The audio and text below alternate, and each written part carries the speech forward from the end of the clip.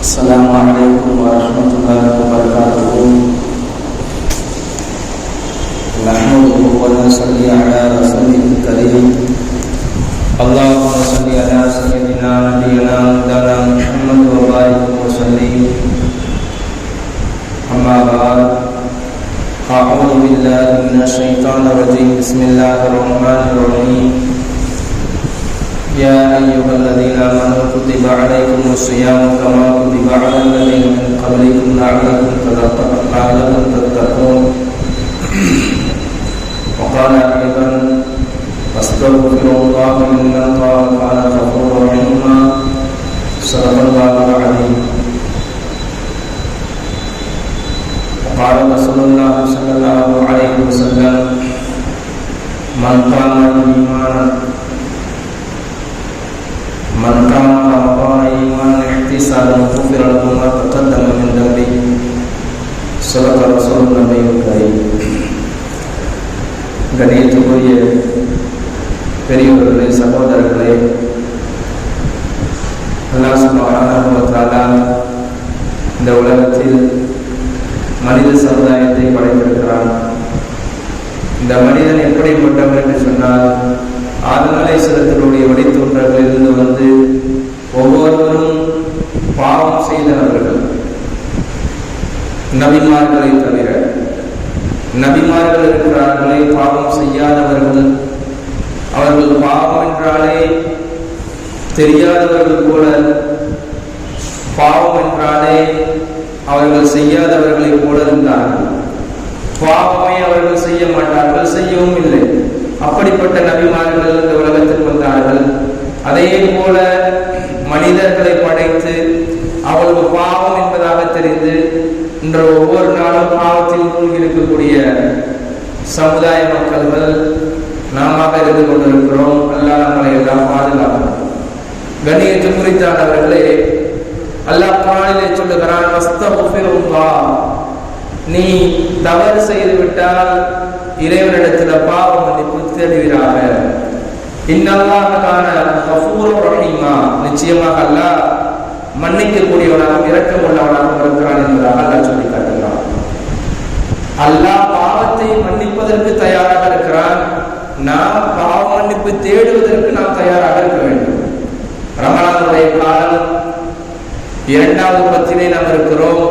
அல்லாஹ்விடத்துல எப்படி பாவ மன்னிப்பு தேடணும், அல்லாஹ்விடத்துல எப்படி இஸ்திக்ஃபார் தேடணும், அல்லாஹ்விடத்துல நம்முடைய பாவத்துக்காக வேண்டி எப்படி மன்றாட வேண்டும். அல்லாஹ் குர்ஆன்ல கஃபூர் என்று சொல்லக்கூடிய வார்த்தை மட்டும், மன்னிக்கக்கூடியவன் என்ற வார்த்தை மட்டும் 91 இடங்கள்ல சொல்றான். அல்லாஹ் சுப்ஹானஹு வ தஆலா மன்னிப்பதற்கு தயார். நாம் மன்னிப்பு கேட்பதற்கு, அல்லாஹ்விடத்தில் தௌபா செய்வதற்கு தயாராக இருக்க வேண்டும். கண்ணியத்தை குறித்தானவர்களே, நபியுடைய காலத்துல ஒரு சஹாபி, ஒரு நபர் இஸ்லாத்துக்கு வரவில்லை. இஸ்லாத்துக்கு முன்பாக நபியிடத்துல ஒரு நபர் கேட்கிறார்: யா ரசூலல்லாஹ், எனக்கு அதிகமான பெண் குழந்தைகள் பிறந்தது.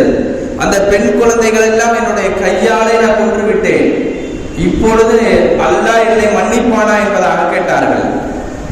இது கேட்ட பிறகு நபி ஸல்லல்லாஹு அலைஹி வஸல்லம் அவர்கள், அல்லாஹ் மன்னிக்கக்கூடியவன் தான், நீ இஸ்லாத்துக்கு வந்துட்டேன்னா அல்லாஹ் மன்னிச்சுவான்னு சொன்னாங்க. இரண்டாவது அதே வார்த்தையை சொன்னார்கள் அந்த நபர்: யா ரசூலல்லாஹ், என்னுடைய மனைவி அடுத்ததாக கடைசியாக ஒரு பெண் குழந்தையை பெற்றெடுத்தால், அந்த குழந்தை எனக்கு தெரியாதது போல் வளர்த்தால், எல்லா விதமான பாசமும் காட்டினால், இறுதியாக அந்த குழந்தை மேல நான் பாசத்தை காட்டினேன். அந்த குழந்தை எனக்கு தண்ணி கொண்டு வந்து கொடுக்கும், எனக்கு சாப்பாடு கொடுக்கும், எனக்கு எல்லா விதமான தேவைகளை எல்லாம் பூர்த்தி செய்யும். ஆனாலும் கூட அந்த குழந்தை மேல் நான் என்னுடைய பாசத்தை நான் கொட்டினேன். அந்த குழந்தை என் மேலே பாசத்தை கொட்டியது. என்னுடைய மனைவியிடத்துல ஒரு வார்த்தையை சொன்னேன்: நான் இந்த பிள்ளை, என்னுடைய மகளை என்னுடைய உறவினர் வீட்டுக்காக அழைத்து செல்லலாம் என்பதாக ஆசைப்படுகிறேன், நீ அனுமதி கொடுக்க முடியுமா என்பதாக கேட்டார்கள். அந்த பெண்மணி உடனே அனுமதி கொடுத்தார்கள். அந்த குழந்தை அழைத்துக் கொண்டு தன்னுடைய பாலைவனத்தின் பக்கமாக அரபு நாடுகளிலே அந்த நபர் சென்று கொண்டிருந்தார். யாரும் இல்லாமல், யாரும் நடமாட்டம் இல்லாமல் ஒரு குழியை தோண்டினார். குழியை தோண்டி அந்த குழந்தை பக்கத்திலே விளையாடி கொண்டிருக்கிறது. விளையாடி கொண்ட கொண்டிருக்கக்கூடிய சமயத்தில் குழந்தையை அந்த குழியை தோண்டுகிறார்கள். அந்த குழந்தையை உள்ளே இறக்கிறார்கள். இறக்கின பிறகு ஏ அபதி ஏ அபதி, என்னுடைய தந்தை என்னுடைய தந்தை என்பதாக அந்த குழந்தை அழைக்கிறது. அழைத்த பிறகும் கூட அந்த பெண்மணி மேல அந்த குழந்தை மேல மண்ணை போடுகிறார்கள். அந்த சத்தம் எனக்கு இதுவரையும் கேட்டுக்கொண்டே இருக்குது. யார் சொல்ல அல்லாஹ் மன்னிப்பானா, என்னுடைய கலைகளை பலவிதமான பல குழந்தைகளை நான் கொண்டிருக்கிறேன், அல்லாஹ் மன்னிக்க கூடியவனா என்பதாக கேட்டார்கள். நபி ஸல்லல்லாஹு அலைஹி வஸல்லம் அழுது விட்டார்கள். பக்கத்தில் இருந்த சஹாபாக்கள் எல்லாம் அழுது விட்டார்கள். பல குழந்தைகளை கொண்டிருக்கிறார். அந்த குழந்தை கிட்டத்தட்ட நடக்குது, ஓடுது, ஒடியாடுது, எல்லா விதமான செயல்களை எல்லாம் செய்யுது. அந்த குழந்தையை குழியில் இறக்கி நான் மண்ணை போட்டு விட்டேன். நான் கொஞ்ச தூரம் சென்றேன். அந்த குழந்தையுடைய சத்தம் என்னுடைய காதில் ஒலித்துக் கொண்டே இருந்தது. நான் அதற்கு பிறகு எதுவும் இறக்கப்படாமல் நான் வந்து விட்டேன் என்பதாக சொன்னார்கள். காரணம், அந்த குழந்தையை நான் கொள்வதற்கு ரொம்ப வெறியாக இருந்தேன், ரொம்ப துடிதுடித்திருந்தேன். அந்த குழந்தையை நான் கொண்டு விட்டேன். யார் ரசூலுல்லாஹ், அல்லாஹ் என்ன மன்னிப்பானா? நபி ஸல்லல்லாஹு அலைஹி வஸல்லம் சொன்னார்கள், நீ இஸ்லாத்துக்கு வந்துட்டா அல்லாஹ் மன்னிச்சிடுவான்னு சொன்னார். உடனே அந்த நபர் கலிமா சொல்கிறார், இஸ்லாத்துக்கு வருகிறார். யா அல்லாஹ், அல்லாஹ்விடத்தில் தௌபா செய்கிறார். இனிமேல் நான் இந்த மாதிரி செயலை செய்ய மாட்டேன். கண்ணியத்து குறித்தானவர்களே, ஒரு மனிதர் சிறந்த மனிதனாக ஆகுவதற்கு என்ன செய்ய வேண்டும் என்று சொன்னால், பாவ மன்னிப்பு தேட வேண்டும். பாவம் செய்துவிட்டு எந்த மனிதர் பாவ மன்னிப்பு தேடுவாரோ அவர்தான் சிறந்தவர் என்பதாக நம்முடைய மார்க்கம் சொல்கிறது. இரண்டாவதாக, அபூ ஹுரைரா ரலியல்லாஹு அன்ஹு அவர்கள் நபியுடைய காலத்தில் ஒரு சம்பவம் ஒன்று நடக்குது. ஒரு பெண்மணி வருகிறார். பெண்மணி வந்து, யா அபூ ஹுரைரா, நான் ஒரு விபச்சாரம் செஞ்சுட்டேன், ஒரு குழந்தையும் வயிற்றில் இருக்கிறது, அந்த குழந்தையை நான் பெற்றெடுத்து விட்டேன் என்பதாக சொன்னார்கள். நான் விபச்சாரம் செய்து விட்டேன், இதுக்கு ஏதாவது மன்னிப்பு இருக்கிறதா இடத்துல என்பதாக கேட்டார்கள். அபூ ஹுரைரா அவர்கள் உடனே அவர்கள் அலறிவிட்டார்கள். இரண்டாவதாக அந்த பெண்மணி சொல்கிறார், நான் அந்த குழந்தையை பெற்றெடுத்தும் அந்த குழந்தையை நான் கொன்று விட்டேன், அல்லாஹ்விடத்துல மன்னிப்பு இருக்கிறதா என்பதாக கேட்டார்கள். அபூ ஹுரைரா ரலியல்லாஹு அன்ஹு அவர்கள் சொன்னார்கள், உனக்கு அல்லாஹ் மன்னிக்கவே மாட்டான், நீ போயிரு, தயவு செய்து என் பக்கத்திலே நிற்காத. அபூ ஹுரைரா ரலியல்லாஹு அன்ஹு அவர்கள் நபியிடத்தில் வந்து சொல்கிறார்கள், யா ரசூலல்லாஹ், ஒரு பெண்மணி என்னிடத்துல மசாயிலாக வந்தார், வந்து கேட்டார்கள். என்னிடத்துல கேட்கும் பொழுது அந்த பெண் விபச்சார பெண்மணி என்பதாக சொன்னார்கள். எல்லாம் என்கிட்ட சொன்ன பிறகு அந்த விஷயத்தை உனக்கு மன்னிக்கவே மாட்டான் என்பதாக நான் சொல்லிவிட்டேன் யா ரசூலல்லாஹ் என்பதாக சொன்னார்கள். விசல்லாசு சொன்னார்கள், யாருப்பா சொன்னது? அல்லாஹ் ஷிர்க்க தவிர எல்லாமே மன்னிப்பான். ஒரு மனிதர் வட்டி வாங்குறாரு, அல்லாஹ் இடத்துல தௌபா செய்யறாரு, யா அல்லாஹ், இனிமே நான் வாழ்க்கையில வட்டி வாங்க மாட்டேன், யா அல்லாஹ், நான் விபச்சாரம் செய்தேன், இனிமே வாழ்க்கையில விபச்சாரம் செய்ய மாட்டேன், யா அல்லாஹ், இனிமே நான் திருடி கொண்டிருந்தேன், மோசடி செய்து கொண்டிருந்தேன், வியாபாரத்துல நான் ஹலாலான முறையில சம்பாதிக்கல, வியாபாரத்துல மோசடி செஞ்சேன், இனிமேல் நான் செய்ய மாட்டேன் யா அல்லாஹ் என்பதாக எந்த மனிதன் சார் தௌபா செய்கிறான், அல்லாஹ் மன்னிக்க கூடியவன் தான். ஷிர்க்கை தவிர என்பதாக நபியர்கள் சொன்னார்கள். உடனே அபூ ஹுரைரா ஆரம்பித்து விட்டார்கள். அபூ ஹுரைரா மதீனா தெருவாக அலைகிறார்கள், தெருவாக அலைந்து சுத்துகிறார்கள், அழுகிறார்கள். அந்த பெண்மணியை கண்டுபிடிக்க முடியல. இன்றைய காலத்துல கூட பெண்மணிகள் ஏதாவது சாலை போட்டுக்கிறாங்க, இந்த பெண்மணின்னு தெரியும். நபியுடைய காலத்துல நோஸ் பீஸ், தன்னுடைய முகம் முழுக்க மறைத்து கொண்டார்கள், எந்த பெண்மணின்னு தெரியல. மதீனா நகரத்துல எல்லாமே நடக்கிறாங்க, யாருன்னே தெரியல. என்கிட்ட பத்துவா கேட்டு வந்த பெண்மணி, அந்த பெண்மணியை என்னால கண்டுபிடிக்க முடியலன்னு சொல்லிட்டாங்க. பல நாட்களாக அவர்கள் தெருவாக அலைகிறார்கள். மக்கள் எல்லாம் சொல்லுகிறார்கள், நல்லா இருந்த அபூ ஹுரைரா இப்படி ஆகிவிட்டாரே, என்ன ஆகிவிட்டது என்பதாக கேட்டார்கள். ஒரு நாள் இரவு நேரத்தில் அல்லாஹ்விடத்தில் துவா செய்கிறார்கள். யா அல்லாஹ், ஒரு பெண்மணி என்னிடத்துல பத்துவா கேட்டு வந்தார்கள், அந்த பெண்மணிக்கு நான் சரியான முறையில் சொல்ல முடியல, அந்த பெண்மணிக்கு மன்னிப்பே கிடையாது என்பதாக நான் சொல்லிவிட்டேன், அந்த பெண்மணி எனக்கு கண்ணுக்கு காட்டியா அல்லாஹ் என்பதாக துவா செய்தார், அழுது. மறுநாள் காலையில் அந்த பெண்மணி வருகிறார். எப்பவும் போல அதே ஆடையில் கொண்டு அந்த புர்காவோட நிலைமையில தன்னை மறைந்து கொண்டு அபூ ஹுரைரா கேட்கிறார்கள், யா அபூ ஹுரைரா, அல்லாஹ் என்ன மன்னிப்பானா? அபூ ஹுரைரா சொன்னாங்க, அம்மா உனக்கு மன்னிப்பு இருக்குதுமா, நீ கவலைப்படாத என்பதாக சொன்னார்கள். அந்த அம்மா அல்லாஹ்விடத்துல மன்னிப்புக்காக வேண்டிய ஆசையோடு தேட்டத்தோடு இருந்தார்கள். அல்லாஹ் என்னை மன்னிக்க வேண்டும் என்பதாக அவர்கள் அழுது கேட்டார்கள். கடைசியாக அபூ ஹுரைரா சொன்னார்கள், உனக்கு மன்னிப்பு இருக்கிறது என்பதாக சொன்ன பிறகு அந்த அம்மா அல்லாஹ்விடத்துல தௌபா செய்தார்கள். தௌபாவிலே கீழே விழுந்து விட்டார்கள். விழுந்து மறுபடியும் எடுத்து சொன்னார்கள், எனக்கு அல்லாஹ் எனக்கு தோட்டத்தை கொடுத்திருக்காங்க, எனக்கு சொத்து செல்வத்தை எல்லாம் கொடுத்திருக்கிறான், நான் முஸ்லிம்களுக்காக நான் தான தர்மங்கள் செய்ய போறேன் என்பதாக சொல்லி தௌபா செய்து விட்டு அவர்கள் அந்த பெண்மணி இறந்து விட்டார்கள். சகோதரர்களே, அல்லாஹ் மன்னிக்கக்கூடியவன். நாம் மன்னிப்பு கேட்பதற்கு தயாராக இருக்க வேண்டும். அல்லாஹ்விடத்தில் ஒரு சொட்டு 2 சொட்டு கண்ணீர் விடணும். அல்லாஹ்விடத்தில் கேட்கணும், யா அல்லாஹ் என்னுடைய பாவத்தை மன்னிச்சிரு, என்னுடைய வாழ்க்கையில நான் எவ்வளவோ பாவம் செஞ்சுட்டேன். தௌபா செய்யறதுல கூட நல்ல முறையில கேட்கணும். இன்றைய காலத்துல கையை இப்படி வச்சுக்கிறோம், வேலையும் கேள்வி பார்க்கணும், யார் வரா யார் போறா இப்படி.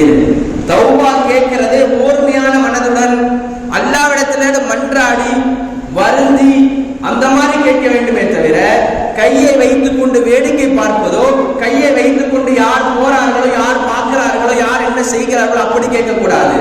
துவா என்பது அல்லாஹ்விடத்துல கேட்கும் பொழுது நான் அல்லாஹ்விடத்துல பேசுறேன், அல்லாஹ்வுக்கும் எனக்கும் உள்ள கனெக்ஷன் சரியாக இருக்கிறதா என்பதை நாம் சிந்திக்க வேண்டும்.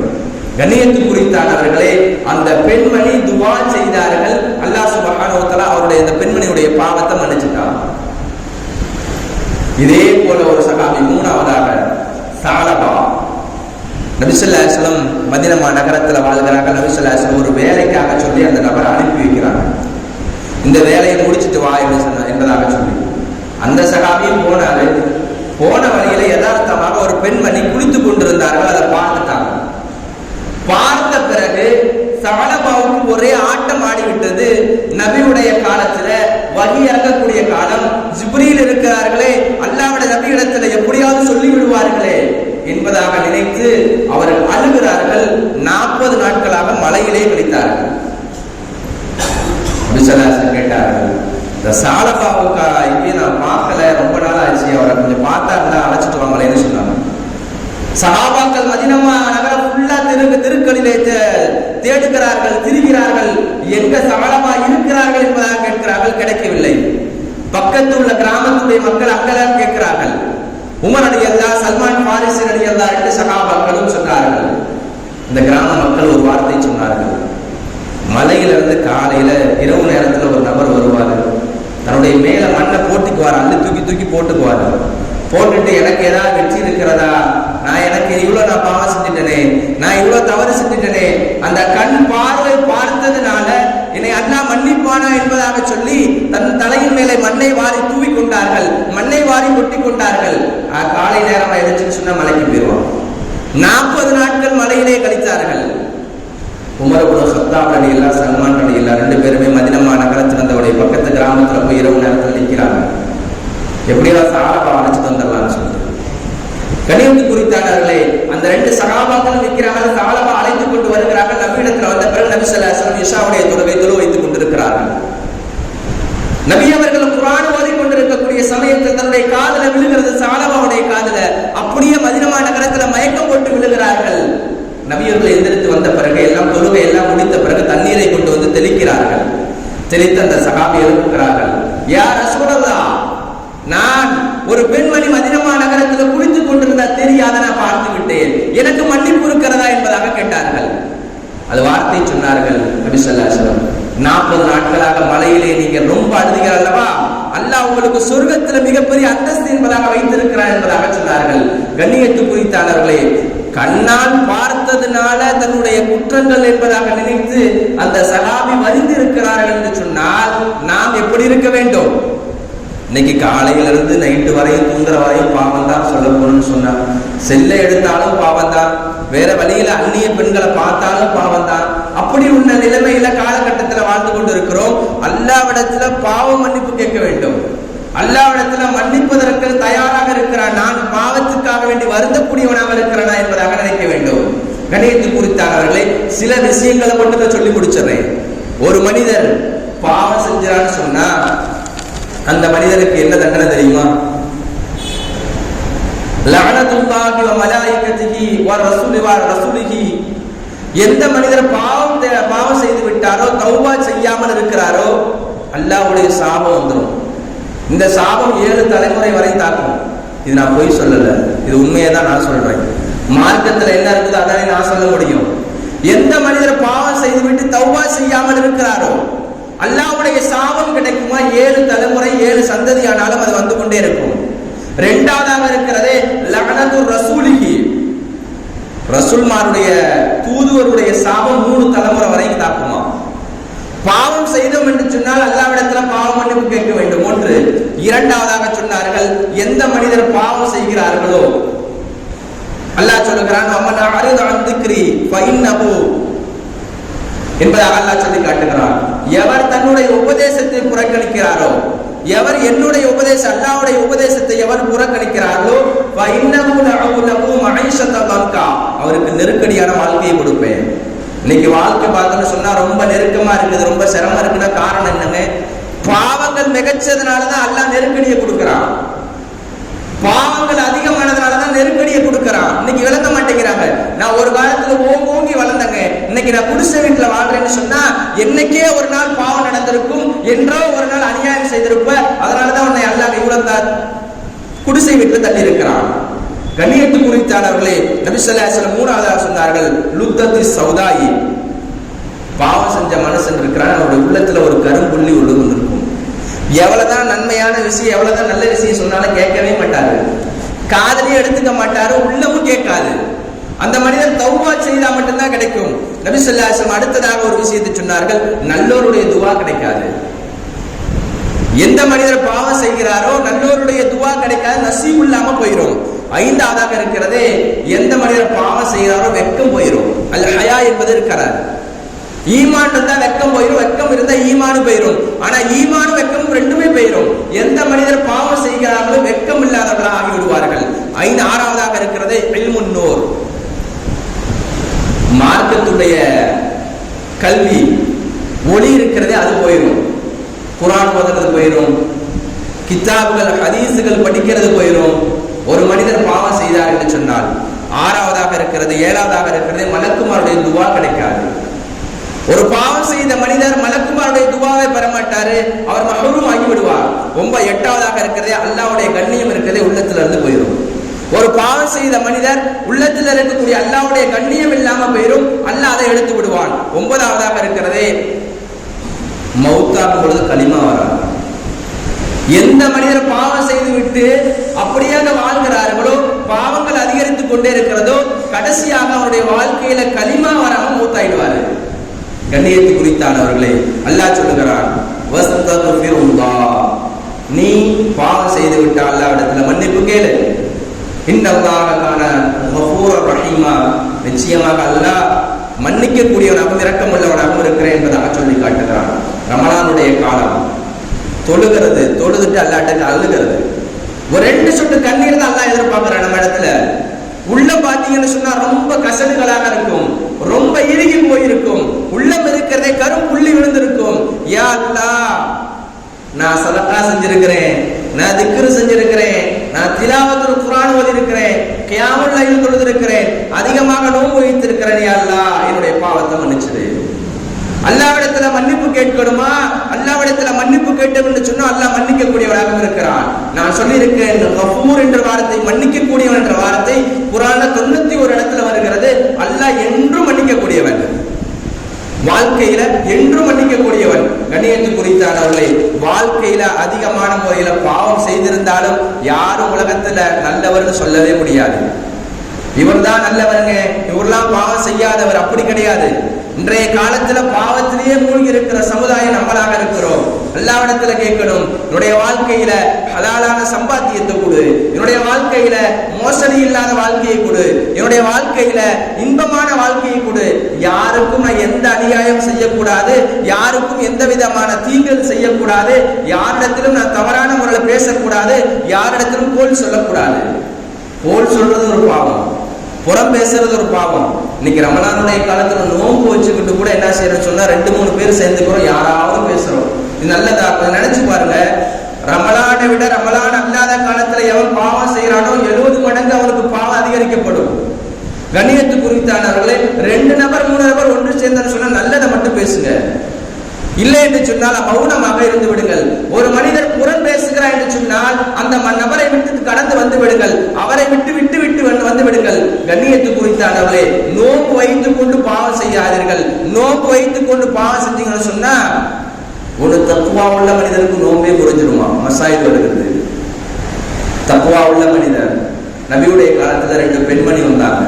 வந்து சொன்னாங்க, யா ரசூலல்லாஹ், நம்ம நோன்பு வச்சிருக்கிறோம், 2 பேர்த்த நம்ம புறம் பேசிட்டு வந்ததா. நபி ஸல்லல்லாஹு அலைஹி வஸல்லம் சொன்னாங்க, வாந்தி எடுங்கன்னு சொன்னாங்க. அந்த பெண்மணி தக்வா உள்ளதாக இருந்ததுனால அந்த அம்மா வாந்தி எடுத்தாங்க, நோன்பு புரிஞ்சிருச்சு. கண்ணியத்து குறித்தானவர்களே, அடுத்தவர்களை யார் புறம் பேசுகிறோமோ, அடுத்தவர்களை யார் கோல் சொல்கிறோமோ அவருடைய மாமிசத்தை சாப்பிடுவதற்கு சமம். நம்முடைய மார்க்கம் சொல்லுகிறது. நம்முடைய வேலை, நம்ம கிட்டே ஏற்கனவே அதிகமான குறைகள் இருக்கு, நம்முடைய குறைகளை மட்டும் சரி செஞ்சுக்கிட்டு போனாவே போதும். அடுத்தவர்களை பற்றி பேசி நம்முடைய கபருக்கு தன்னுடைய வாழ்க்கைக்காக வேண்டி, நம்முடைய மறுமையுடைய வாழ்க்கைக்காக வேண்டி, நிரந்தரமான வாழ்க்கைக்காக வேண்டி பாவத்தை சம்பாரிச்சு கொண்டு போவாதீங்க. அந்த சஹாபி அழுதார்கள் அல்லவா, மலையில போய் 40 நாட்களாக. அதே போல அந்த பெண்மணி விபச்சாரம் செய்த பெண்மணி அந்த தெருவாக சுற்றினார்கள் அல்லவா, ஒரு விபச்சாரம் செய்து விட்டதனால் அல்லாஹ்விடத்துல பாவ மன்னிப்பு இருக்கிறதா என்பதாக. கண்ணியத்து குறித்தானவர்களே, பாவ மன்னிப்பு தேடுங்க. இன்னும் 21 நாட்கள் இருக்கிறது. அல்லாஹ்விடத்துல கேளுங்க. அல்லாஹ் மன்னிக்க கூடியவன். அல்லாஹ் நீ மன்னிக்கிறேன்னு சொன்னா நான் கண்டிப்பாக என்னுடைய நிலைமை நஷ்டமாகி அல்லாஹ்விடத்துல எப்படி கேட்கணுமா, தன்னுடைய பிள்ளைகளை கடைவீதிக்கு அழைச்சிட்டு போனோம்னு சொன்னா எப்படி ஒரு பொருட்களை கேட்டு வாங்குவார்களோ அதே போல அல்லாஹ்விடத்துல கேட்டு வாங்கணுமா? உலகத்துல ஏதோ ஒரு தாய்க்கு சமமானவ யாரும் சொன்னா அல்லாஹ் தானே. தாய் இருக்காலே, அம்மானு கூப்பிட்டு அவனே தாய் பதில் சொல்லுவா. ஆனா ஒரு மனிதர் தவ்வாபுர் ரஹீம், அல்லாஹ் மன்னிக்க கூடியவன். யா அல்லாஹ் என்னை மன்னிச்சுன்னு சொன்னா 70 முறை அல்லாஹ் கேட்க மாட்டானா? அல்லாஹ் கூப்பிட மாட்டானா? லப்பைக் என்பதாக சொல்லுவான். அல்லாஹ் உடனே குரல் கொடுப்பான். கண்டிப்பாக மன்னிக்க கூடியவன் தான். கண்ணியத்து குறித்தானவர்களே, நான் இறுதி முடிவுக்கு வருகிறேன். கடைசியுடைய 10 இருக்கிறதே, மன்னிப்பு தேடுங்கள். உங்களுக்கு கண்ணீர் வரவில்லை என்றாலும் நீங்க கண்ணீர் வர மாதிரி அழுகணும். எத்தனை பேர்ட்ட நடிச்சிருப்போம், எத்தனை பேர்ட்ட வியாபாரத்தெல்லாம் பார்த்திருப்போம், அவங்கிட்ட நடிச்சு வியாபாரம் செஞ்சிருப்போம், என்னென்னமோ செஞ்சிருப்போம். சொல்ல போன சொன்னா அது வேற. ஆனா அல்லாஹ்விடத்துல நடிக்கணுமா, அல்லாஹ்விடத்துல சொல்லணுமா, அல்லாஹ்விடத்துல நடிச்சு வாங்கணுமா? அல்லாஹ் கொடுக்க முடியவன். அல்லாஹ் ஒரு நாளும் தரமாட்டேன் என்பதாக சொல்ல மாட்டான். அப்படி கேட்டாலும் என்னுடைய அடியானுக்கு நான் கொடுக்காமல் இருந்தேன் என்று சொன்னால் நான் வெட்கப்படுகிறேன் என்பதாக சொல்லுகிறான். கண்ணியத்து குறித்தானவர்களே, எல்லோருக்கும் மரணம் என்பது இருக்கிறது. மவுத்துக்குள்ள தன்னுடைய வாழ்க்கையை சம்பாதிச்சுக்குங்க. மவுத்துக்குள்ள பாவ மன்னிப்பு கேட்டுக் கொள்ளுங்க. மவுத்துக்குள்ள தௌபா செய்து கொள்ளுங்கள். தௌபா செய்து கொண்டோம் என்று சொன்னா அல்லாஹ் நம்முடைய வாழ்க்கையை சிறப்பாக்கி ஆக்கி தந்த அருள் புரிவானாக. அல்லாஹ் சுப்ஹானஹு வ தஆலா இந்த ரமலானுடைய காலத்தில் நம்மளை சுத்தப்படுத்துவானாக. வரக்கூடிய அடுத்த ரமலானும் நம்ம இருக்கக்கூடிய பாக்கியத்தை ஏற்படுத்துவானாக. இந்த உலகத்தை விட்டு பிரியும் பொழுது நாம் மன்னிக்கப்பட்ட ஒரு நல்ல அடியாராக நம்மளை எல்லாம் ஆக்கியல் புரிவானாக. இந்த கூட்டத்தில் இந்த ஜும்மாவுடைய நாள்ல நம்ம எல்லாம் எப்படி நோன்பு வைத்து ஒன்றாக இருக்கிறோமோ அதே போல அல்லாஹ் சுப்ஹானஹு வ தஆலா நம்மளை சொர்க்கத்தில் ஒன்று கூட்டுவானாக, நரகத்திலிருந்து பாதுகாப்பானாக. இந்த நோம்பின் பொருட்டாக நமக்கு சொர்க்கத்தை கொடுப்பானாக, இந்த நோம்பின் பொருட்டாக நரகத்திலிருந்து பாதுகாப்பானாக, கபருடைய வேதனையிலிருந்து பாதுகாப்பானாக. நமக்கு எல்லாம் சொர்க்கத்தை ஆக்கி கொடுத்து மறுமையுடைய வாழ்க்கை ஹாலிதீன்